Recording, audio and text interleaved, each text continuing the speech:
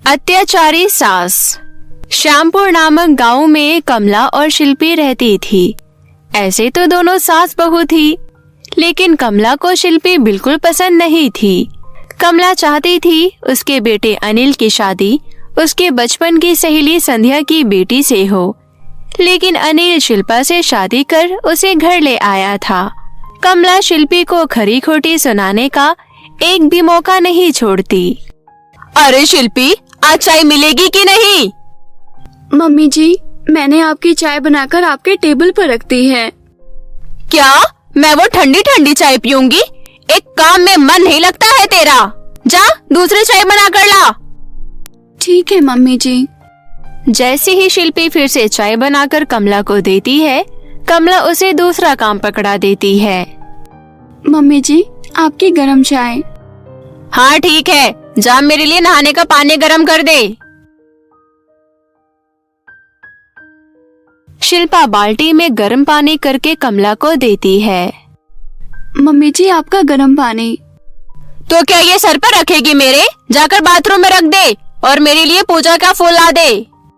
शिल्पी जब तक बगीचे से फूल लेकर आती है, तब तक कमला नहाकर तैयार हो जाती है। जाकर जल्दी से खाना लगा दे, मैं तुरंत पूजा करके आती हूँ। ठीक है मम्मी जी। पूजा करके कमला शिल्पी को आवाज लगाती है। खाना बना कि नहीं? खाना बना नहीं कि लग गई फोन पर? नहीं मम्मी जी, मैं सुबह से घर के काम कर रही हूँ। बस थोड़ी देर में खाना तैयार हो जाएगा। कोई काम तो होता नहीं है तुझसे, जवान चलाना आता है बस। शिल्पी जो सुबह से घर के काम कर रही थी, एक गिलास पानी पीने की भी उसे फुर्सत नहीं मिली। ऊपर से ऐसे उल्टे सीधे सवाल उनके दिल को ठेस पहुंचा रहे थे, लेकिन उसने कुछ नहीं कहा। एक दिन कमला की कुछ सहेलियां उसके घर आती है। कमला सभी के सामने शिल्पी की खूब बुराई करती है। कमला, तेरी बहू तो घर के सारे काम अच्छे से कर लेती है। पता नहीं इस जादूगरनी ने क्या जादू कर दिया है मेरे भोले भाले बेटे पर, जो इसे अपनी पत्नी बना कर ले आया। हमारे तो भाग्य फूट गए। अरे कम से कम तेरी बहू तेरी सेवा तो करती है। एक मेरी बहू है, दिन भर लाली लिपस्टिक लगाकर घूमती रहती है। क्या कहे, जिसके भाग्य में जो होता है वही मिलता है। अब हमें ही देख लो, शिल्पी को बहू बनाकर पछता रहे हैं। शिल्पी ये सब रसोई से सुन रही थी। शिल्पी कमला को अपनी माँ समान मानती थी, उसकी बहुत इज्जत करती थी, लेकिन कमला के मुंह से उसके लिए ऐसे शब्द शिल्पी के दिल में कील की तरह लग रहे थे। शिल्पी रोते हुए मंदिर चली जाती है। हे देवी माँ, मेरी माँ को बचपन में ही मुझसे छीन लिया आपने, लेकिन अनिल की माँ के रूप में मुझे दूसरी माँ मिली। मेरी सेवा में क्या कमी रह गई कि आज तक सासू माँ मुझे अपना नहीं पाई। तभी वहाँ पंडिताइन आ जाती है। बेटी, मैं तुम्हारी बातें सुन रही थी। ये लो जादुई भस्म, तुम इसे अपने सासू माँ के चाय में मिलाकर पिला देना। उससे क्या होगा? तुम्हारी सासू माँ की आंखों पर काली पट्टी बंधी है, इससे वो तुम्हारी अच्छाई देख पाएगी और तुम्हें अपना लेगी। ठीक है, आपने जैसा कहा मैं बिल्कुल वैसा ही करूँगी। शिल्पी वो भस्म लेकर चली जाती है और पंडिताइन के कहे अनुसार उसे सासू माँ की चाय में मिलाकर उन्हें पिला देती है। चाय पीती ही कमला की आंख अपने आप खुलने और बंद होने लगती है। उसे शिल्पी में अपनी सास नजर आने लगती है।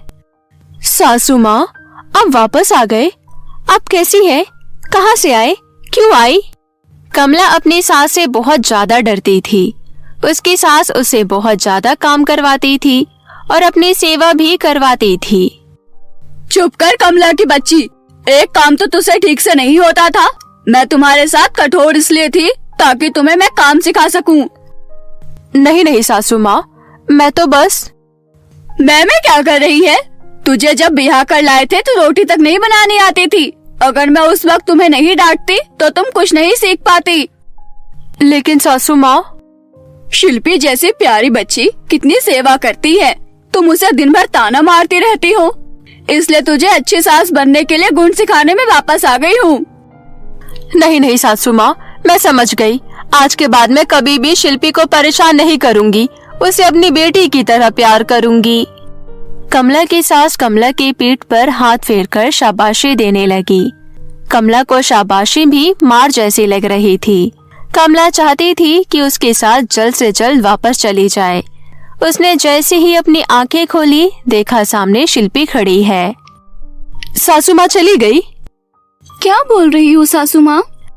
कमला शिल्पी को गले लगाते हुए कहती है, बेटी शिल्पी, आज से हम दोनों मिलकर घर के सारे काम करेंगे। तुम मेरी बेटी जैसी हो, मैं तुझे कभी भी परेशान नहीं करूंगी। मम्मी जी, मैं आपको कोई तकलीफ नहीं होने दूंगी और आपकी पूरी सेवा करूंगी। कमला और शिल्पी प्यार से रहने लगी। शिल्पी को कमला के रूप में अपनी माँ वापस मिल गई और कमला को शिल्पी जैसी प्यारी बेटी। मेरे प्यारे दोस्तों, कैसी लगी आपको हमारी ट्रक चलाने वाली बहू की कहानी? हमें कमेंट करके जरूर बताएं। और हाँ दोस्तों, अगर आपने अभी तक हमारे चैनल को सब्सक्राइब नहीं किया है तो जल्दी से नीचे लाल बटन दबाकर सब्सक्राइब कर लें और बेल आइकन दबाना ना भूलें। तो मिलते हैं फिर किसी नई कहानी के साथ। तब तक आप लोग अपना ख्याल रखें। धन्यवाद।